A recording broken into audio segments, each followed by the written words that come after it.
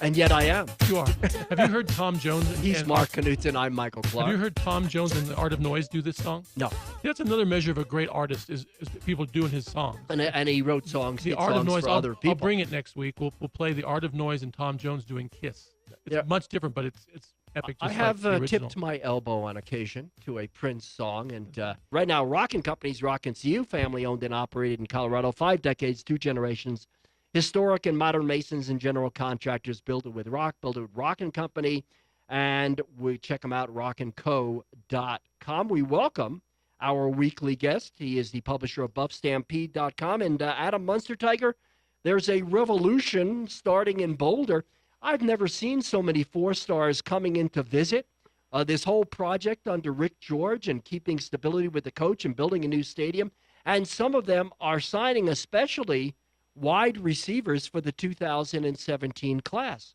Yeah, it's been quite an uptick with recruiting. If you look at it, since Darren Chiaverini arrived back at his alma mater to help coach the Buffaloes in January, Colorado has picked up 4 blue-chip recruits, 4 4-star prospects. 2 of them, of course, signed with Colorado in February.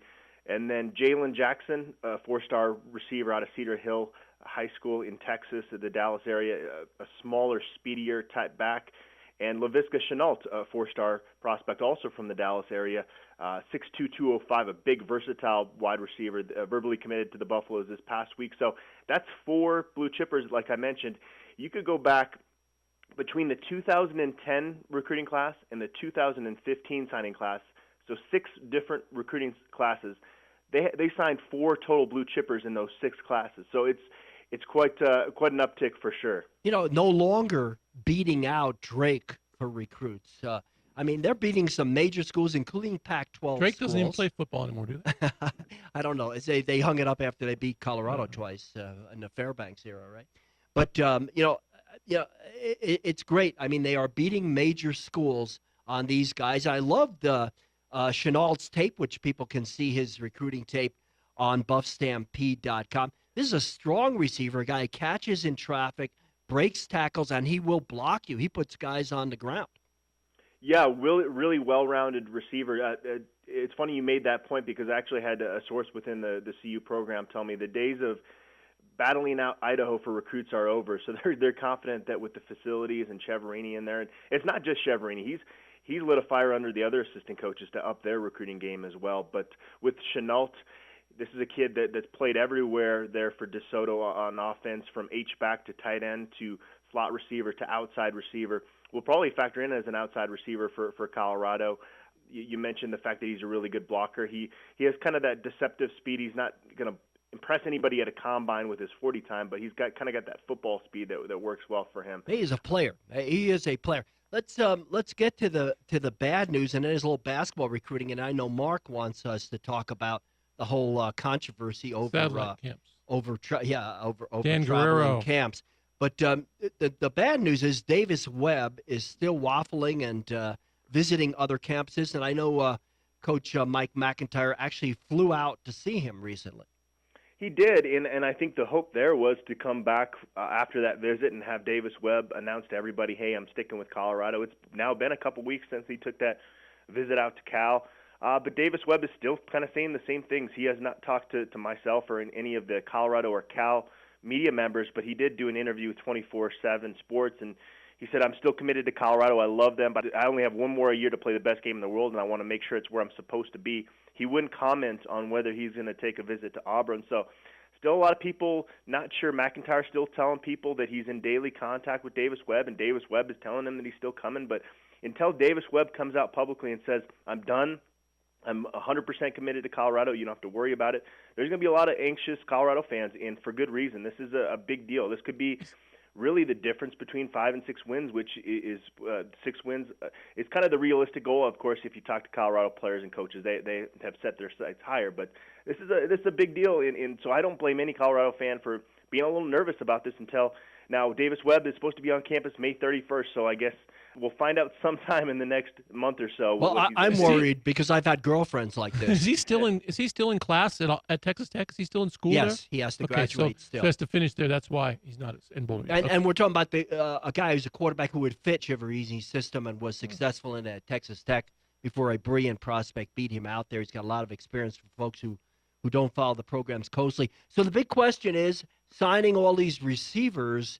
What is this? Because Webb, if he comes, it's only next year he'll play in, and Lufau theoretically could redshirt and come back the next year if he's not needed and if he's healthy. What does all this do for Colorado to bring in the next quarterback who is a step up and brings the program to the next level? Let's be honest, guys, that's been the problem for more than a decade now. They've had great receivers at CU since McCartney's been there. They haven't had anybody to throw them the ball.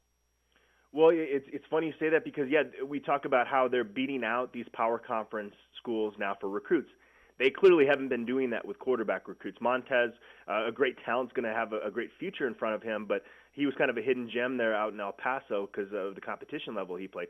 This year, Colorado is fighting for Tyler Lytle. He's a high 3-star recruit that Arizona State is going all in for as well. He's actually going to take a second unofficial visit to Colorado next weekend with his mother, who didn't accompany him on that visit he took to Colorado earlier this spring. So I think it's going to come down to Arizona State and Colorado there. So that'll be one to recruit to definitely keep a close eye on. All right, that'll be great. And then let's touch on basketball before we get to summer camps. Lucas Seward, who the Buffs are flirting with, is a good signing. He's a Tad Boyle big man, as I put him.